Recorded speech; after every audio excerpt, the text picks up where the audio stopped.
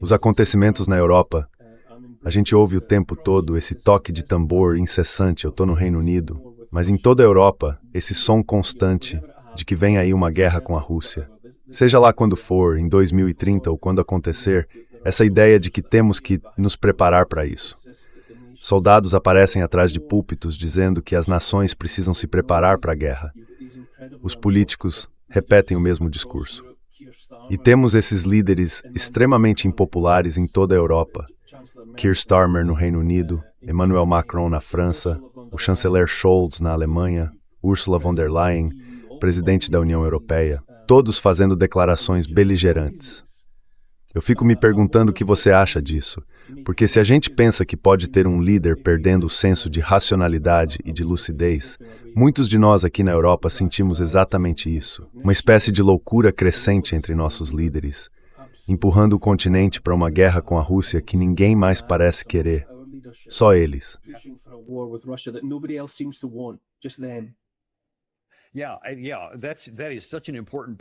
Esse é um ponto muito importante aqui.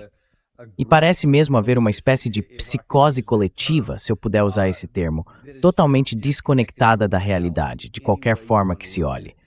Veja, a Rússia está em guerra há o quê? Quase 4 anos e meio agora. 4 anos e pouco, 4 anos e um quarto, algo assim, já entrando no 5º ano, contra um país que faz fronteira com ela. Para ser justo, esse país, a Ucrânia, tem o apoio de 50 nações. Então não é só um país contra o outro. É um enorme esforço aliado, com todo tipo de apoio, inteligência, treinamento, equipamentos, todo tipo de coisa. Ou seja, é muito maior do que apenas um país contra o outro. Mas ainda assim, geograficamente, é um país só.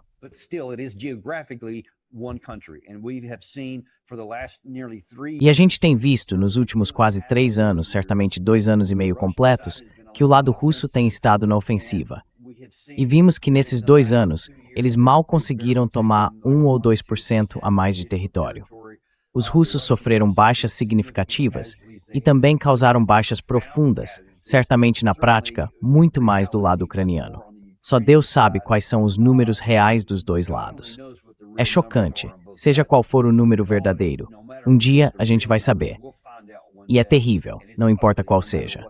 Mas dá para ver que a Rússia, nos últimos 3 meses, reduziu bastante o ritmo do que vinha conseguindo fazer. E o presidente Putin é alguém que evita correr riscos. E segundo algumas das minhas fontes dentro da Rússia, a raiva por lá está crescendo.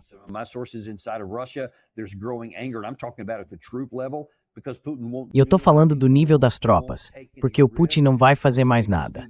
Ele não vai correr riscos. Então eles ficam nesse avanço lento que parece não ter fim. Quer dizer, quanto tempo isso pode durar? Tem literalmente milhões de pessoas, homens na Ucrânia, que eles ainda podem jogar nesse moedor de carne. Para mim é um milagre que eles continuem encontrando gente suficiente para compensar as perdas e só tenham pequenos recuos aqui e ali. De vez em quando, conseguem fazer coisas como em Kursk, na região de Krinky, contra-ataques que eles tentaram recentemente ali no meio da frente leste. Mas sempre acabam sendo empurrados de volta, porque não têm força para sustentar esses avanços. Só que os russos também nunca conseguem grandes avanços.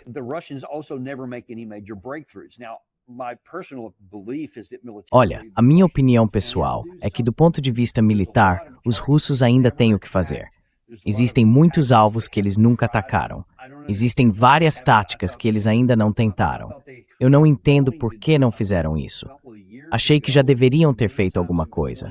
Achei que iam agir há uns 2 anos e em vários momentos depois disso, mas nunca chegaram nem a tentar. E isso está gerando irritação do lado russo. Mas no fim das contas, eles não estão avançando mais.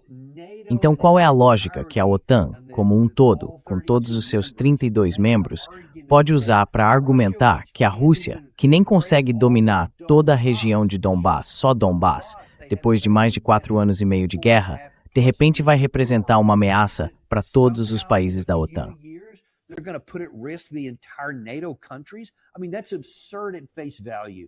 Quer dizer, isso é absurdo logo de cara.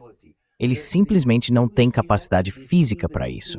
O ponto fraco, e isso ainda é teórico, de uma possível ofensiva da Rússia contra o Ocidente é a logística.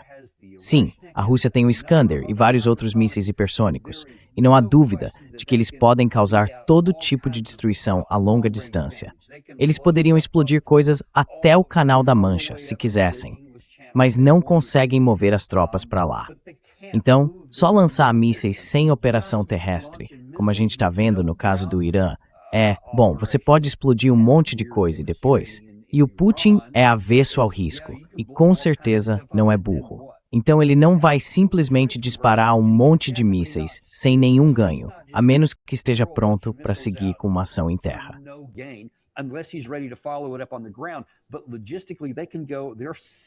Mas logisticamente, eles conseguem ir. O sistema deles foi projetado para avançar talvez uns 180, acho que são 180 quilômetros além do ponto onde terminam as linhas de trem. Eles têm um sistema que depende das ferrovias para conseguir projetar poder. E a gente já vê os limites disso até mesmo dentro da própria Ucrânia. Então, literalmente, fisicamente, não existe nenhuma chance de eles lançarem uma invasão no estilo nazista e atravessarem a Europa como os alemães fizeram em 1939 e 40, porque eles simplesmente não têm capacidade para isso. Então, nem importa se o Putin tivesse alguma ambição maluca de querer conquistar todo mundo. E não há nenhuma evidência de que ele tenha. Na verdade, há muitas evidências de que ele não tem. Mas essa realidade parece escapar a muita gente na Europa. E você mencionou vários líderes europeus, pode incluir a Kaja Kallas nessa lista, e também muitos líderes na Polônia e em outros países. É simplesmente irracional.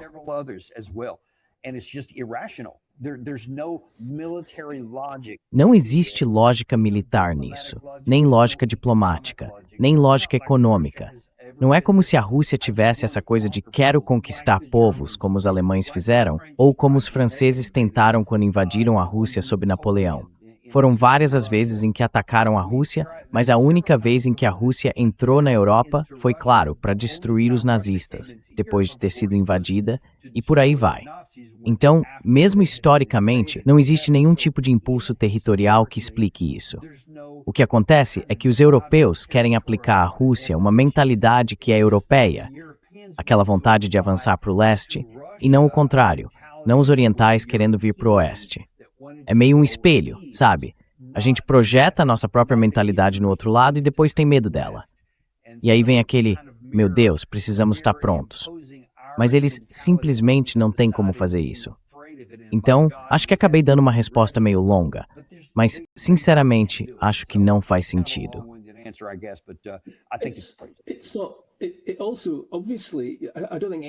Também, obviamente, eu não acho que alguém imagine nem por um instante que os países europeus, sozinhos ou juntos, poderiam representar uma ameaça para a Rússia.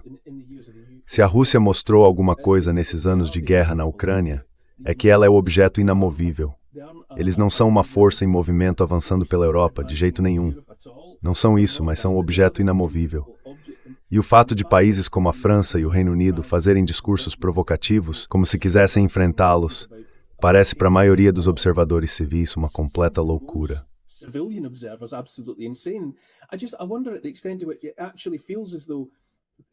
Eu me pergunto, até que ponto realmente parece que os povos, no plural da Europa, vão ter que pensar em derrubar esses regimes nossos, que estão empurrando o continente para guerras com fins políticos. Guerras que nenhuma das populações civis apoia nem tem o menor interesse em travar. O melhor governo é aquele que menos governa, é uma frase que vem do outro lado do Atlântico. Mas ao contrário disso, o que a gente tem aqui são regimes obcecados por política, que só querem fomentar uma guerra assassina contra uma Rússia que não representa ameaça. E como eu disse, parece que os povos da Europa acabam sendo levados, de forma inevitável, a derrubar esses regimes nossos, desnecessariamente beligerantes.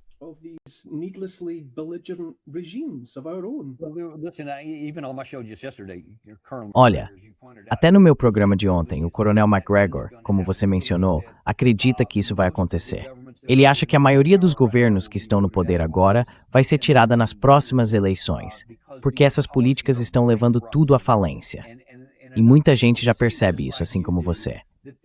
Eu falo aqui de uma perspectiva militar, para reforçar o que você observa como civil. Sim, é absurdo.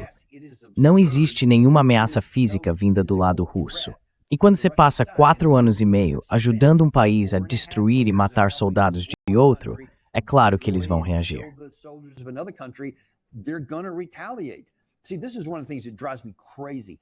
Olha, isso é uma das coisas que me deixam maluco. Toda vez que a Rússia faz alguma coisa, depois que a gente atacou eles, depois que ajudamos a Ucrânia a matar russos, a gente age como se fosse um absurdo o que eles fizeram. Tipo, como ousam fazer isso?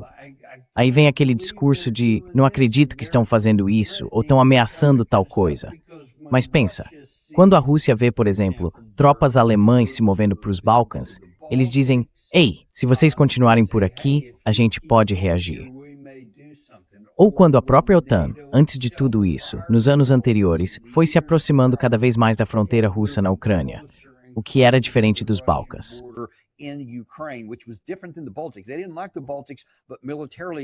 Eles não gostavam dos Bálticos, mas do ponto de vista militar, isso é um problema que dá para resolver.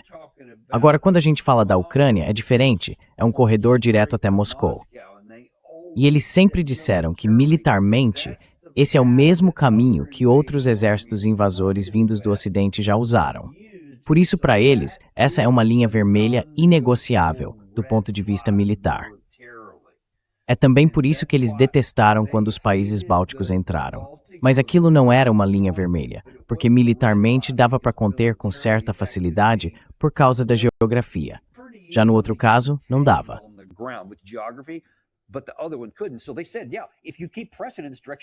Então eles disseram, se vocês continuarem insistindo nessa direção, vai haver guerra.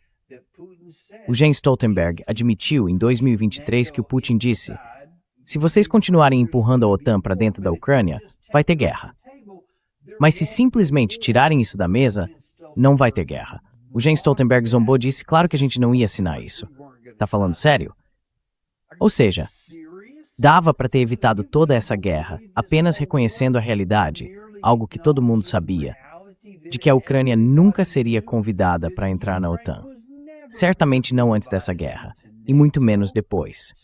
E mesmo assim, em vez de simplesmente dizer o óbvio, que não, a gente não vai fazer isso.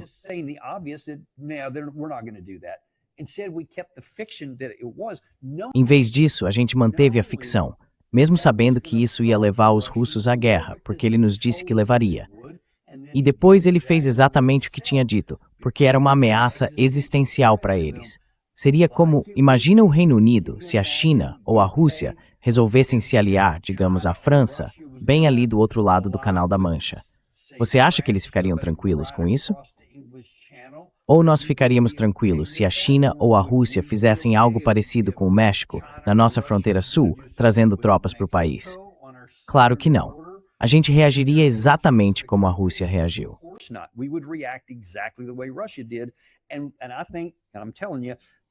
E eu acho, e estou te dizendo, muita gente na Europa sabia disso.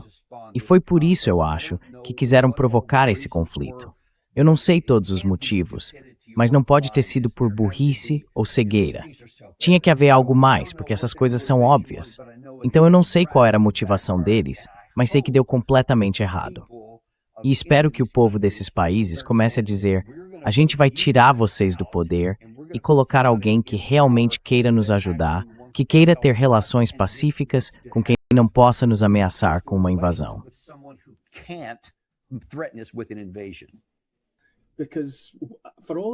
Porque, por todos os motivos que você acabou de explicar, por quê? Porque os regimes das nações europeias estariam pressionando, sem parar, por uma guerra direta com uma Rússia que não representa ameaça alguma. Existe uma ideologia não declarada em algum lugar, lançando uma sombra sombria sobre tudo isso. É assim que eu colocaria.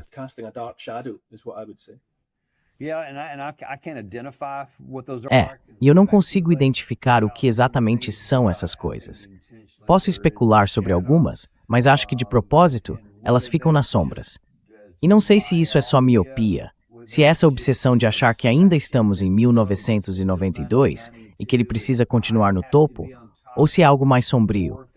Infelizmente, não consigo dizer qual dessas opções é a certa, e todas são possíveis. Mas é por isso que uma das poucas esperanças que a gente tem é o poder do povo. Porque mesmo com toda a força que essas pessoas têm, ainda dá para tirá-las do cargo pelo voto.